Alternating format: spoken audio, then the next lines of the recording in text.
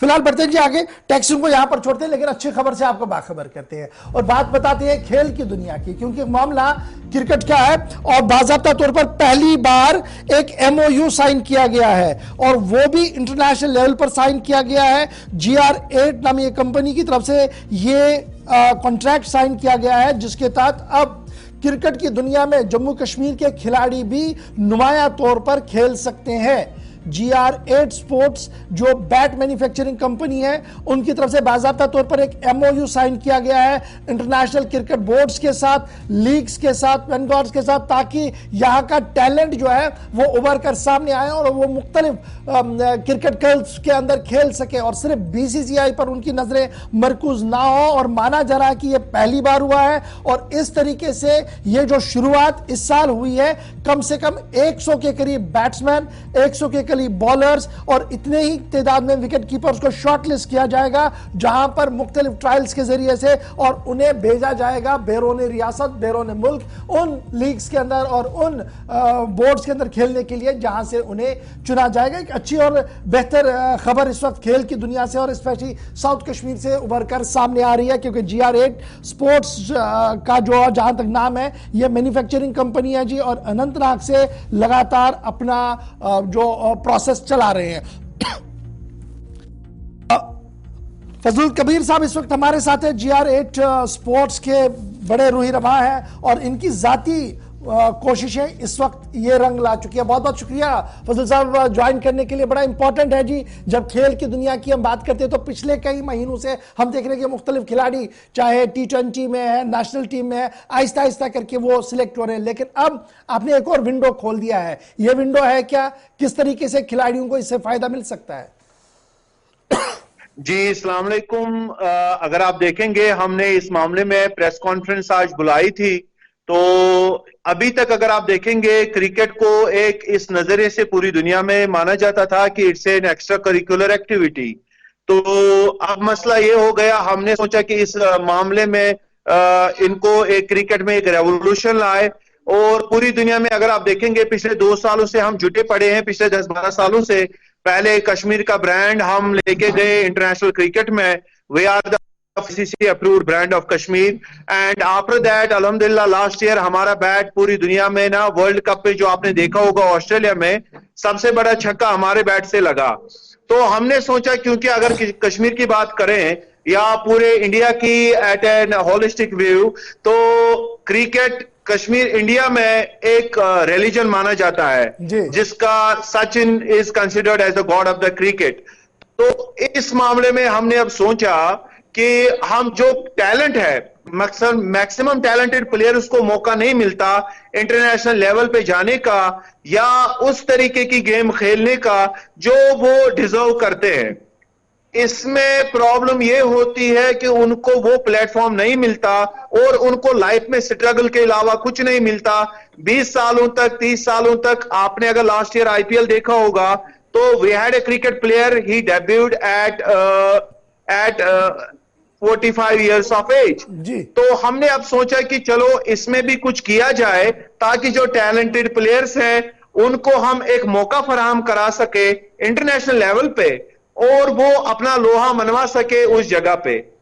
इसलिए हमने अब बहुत सारी कंट्रीज के साथ MOU साइन किया, बहुत सारी इंटरनेशनल क्रिकेट लीग्स के साथ MOU साइन किया।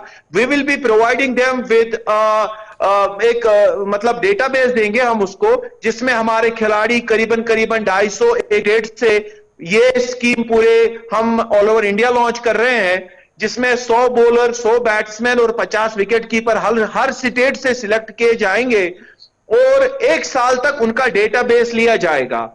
1 साल में कम से कम हर एक प्लेयर की 20 एंट्रियां होनी चाहिए। अच्छा जी, यहाँ पर मैं रोकना चाहूंगा। आपने कहा कि मैंने जी MOU किया, यानी G8 ने MOU किया जी तमाम क्रिकेट बोर्ड्स के साथ और उनके साथ आप राब्ते में आए और उसके बाद ये रास्ता निकला कि जनाब हम टैलेंट को इंडिया से निकाले और जम्मू कश्मीर को भी अपना हिस्सा मिलेगा टैलेंट निकालने के लिए। इसके लिए किस तरीके से आप टैलेंट को ढूंढ रहे हैं, क्योंकि खबर यह है कि आपने सोशल मीडिया का इसमें सहारा लिया है, या ग्राउंड जीरो पर इस टैलेंट को परखा जाएगा? क्या वाकईतन सही में है या फर्जी कुछ है? नहीं, मैं आपको क्लियर बता दूं, इसमें क्या होगा, प्लेयरों को हमारे लिए कुछ अलग नहीं करना पड़ेगा। वो जो नॉर्मल गेम खेल रहे हैं उनका वो एक वीडियो बनाएंगे, हमें सोशल मीडिया अकाउंट्स पर टैग करेंगे और हमारी वेबसाइट पे वो फॉर्म फिलअप करके रजिस्ट्रेशन करेंगे। उसमें हमारे पास उनका डेटाबेस आएगा। कम से कम एक एक प्लेयर की 20 एंट्रियां होनी चाहिए, या बैटिंग की, या बॉलिंग की, या विकेट कीपिंग की। उसके लिए हमने एक टैलेंट मैनेजमेंट कंपनी बनाई है, मोबिका स्पोर्ट्स। तो that will be headed by my brother Niyazul Kabir. और वो उसमें हमने कमेटी में हमने क्या रखा है, international umpires, international cricket players और इंटरनेशनल कोचेस। वो उसको साल भर फिल्टर करेंगे। एक शॉर्ट लिस्टेड लिस्ट आएगा हमारे सामने। एक साल के बाद इसी दिन हम यहीं पे बैठेंगे शो में इंशाल्लाह, और श्रीनगर के ग्राउंड में ये ट्रायल्स चलेंगी। उनमें से प्लेयर सिलेक्ट होंगे इंशाल्लाह इंटरनेशनल क्रिकेट खेलने के लिए और इंटरनेशनल क्रिकेट लीग्स खेलने के लिए। अच्छा, बीसीसीआई का कितना रोल है इसमें, या जो हमारे लोकल क्रिकेट एसोसिएशन है उनका कोई रोल इसमें बनता है कि वो आपके साथ कोऑर्डिनेट करेंगे, या वो इनफरादी तौर पर अपना गेम खेलते रहेंगे? जी, अगर बीसीसीआई का किरदार देखेंगे, बीसीसीआई डेफिनेटली काम करेगा कि हमारी इंडिया की टीम आगे बढ़ जाए। हमें हमारे डेटाबेस से अगर उनको भी कोई प्लेयर पसंद आता है तो we will be most blessed person at that point of time. But right now, apart from BCCI, apart from JKCA, we are working on this very concept to take Kashmiri players. और जो raw talent पूरे India में हमारा मिल रहा है तो उसको हम सिलेक्ट करके, फिल्टर आउट करके दुनिया के बाकी गल्फ कंट्रीज में और बाकी ममालिक में जहां पे हम उनको एडजस्ट कर सके, ताकि हम सोसाइटी को रेस्पॉन्सिबल सिटीजन दे सके। और इस वजह से दूसरा बेनिफिट क्या हो जाएगा, लोग ड्रग्स से वापस आएंगे, सोशल मैनेज जो भी हैं वहां से वापस आएंगे, और उनको जब एक राह दिखेगी कि हां हमारा करियर आगे दिख सकता है, इंटरनेशनल लेवल पे मौका मिल सकता है, अच्छा, तो बहुत सारे लोग इसकी तरफ खींचे आएंगे। किन इदारों के साथ आपके एमओयूज हुए हैं? क्योंकि जम्मू कश्मीर के अंदर बहुत सारे लोग जो मेरे साथ अभी सोशल मीडिया पर पूछ रहे हैं कि ये बताया जाए कि किन किन इदारों के साथ आपके एमओयूज हुए हैं और कितनी वैलिडिटी उन एमओयूज की है, और जो रजिस्ट्रेशन प्रोसेस है क्या उसमें भी कोई फीस है, या टैलेंट हंट के बाद फीस देनी है? क्या कुछ है प्रोसेस पूरा? कोई भी बंदा किसी भी पर्सन को ग्रेट स्पोर्ट्स की तरफ से 1 रुपया नहीं मांगेगा, नंबर 1। नंबर 2 ये है कि हमारा कंट्रीज के साथ मोस्टली में एमओयूज हुए हैं, और आप इंशाल्लाह देखेंगे कि कुछ ही महीनों में कुछ लड़के हम इंशाल्लाह भेज रहे हैं प्योर टैलेंट की बेसिस पे, जो इंटरनेशनल क्रिकेट लीग्स भी खेलेंगी, वहां के डोमेस्टिक लीग्स भी खेलेंगे। तो कोशिश हमारी है कि टैलेंट को उभारा जाए और सोसाइटी को रेस्पॉन्सिबल सिटीजन दे, ना कि हम अपने लिए मार्केटिंग एजेंट्स खड़ा करें, बल्कि हम क्रिकेट स्टार्स पैदा करें और जो खेल रहे हैं उनको मौका फराहम करें।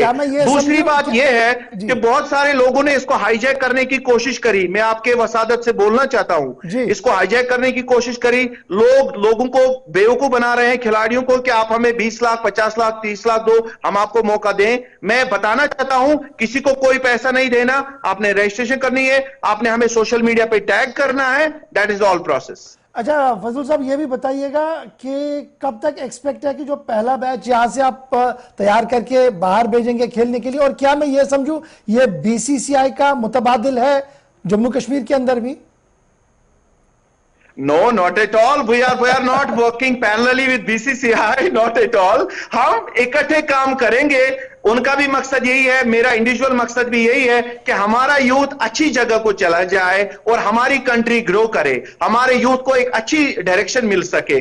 और मैं कोशिश करूंगा कि बीसीसीआई में भी हमारे लड़के चले जाए, नंबर 1। नंबर 2 ये है, दूसरा हम शो स्टार्ट कर रहे हैं इसी मंथ से, ग्रेट टॉक शो, जिसमें हमारा एक तो हमारा एंकर रहेगा, होस्ट रहेगा किफायत आफ्ताब, वो अभी बीमार थे, वो अभी नहीं आ सके। दूसरा हमारा मीडिया फैटर्निटी से एक मीडिया पर्सन रहेगा। तीसरा हमारा इंटरनेशनल कोच, हमारा इंटरनेशनल ट्रेनर, हमारा इंटरनेशनल खिलाड़ी, हमारा इंटरनेशनल अंपायर, इनमें से 2-2 बंदे इस शो में हर महीने आएंगे। ताकि वो इन लड़कों को जो भी खामियां रहेंगी, जो क्वेश्चंस रहेंगे, वो दूर कर सके, ताकि 1 साल के बाद जो हमें डेटाबेस, जो हमें प्लेयर मिले, लॉट मिले, उनको कोई भी सवाल ना हो और उनको हम ये 1 साल के बाद ना बोले कि आप में इस चीज की कमी है, वो भी हम साथ साथ में दूर करते रहेंगे। भाई साहब, एक आखिरी सवाल, और यह पूछा जा रहा है कि आखिर ऐसा क्यों, इस तरीके का मंसूबा क्यों लिया गया? तो ये तो बड़े सवाल कश्मीर में पूछे थे ना, क्यों, कब, क्यों, ये बड़ा अहम है। इसलिए यह पूछा जा रहा है कि आज इस तरीके का मंसूबा क्यों और क्या मकसद है इसके पीछे? इसमें मकसद यह है, अगर आप देखेंगे सोशल मीडिया पे सर्कुलेट हो रही है ऐसे वीडियोस जहां पे हमारा यूथ, जो नेक्स्ट जनरेशन आ रही है, वो ड्रग्स में मुब्तला हो चुकी है। तो हम चाहते हैं कि तुम इस रेस्पॉन्सिबल पोजीशन पे आ गए हैं, we are the only ICC approved brand of Kashmir, तो हम सिर्फ बिजनेस नहीं करना चाहते, we have certain corporate social responsibilities.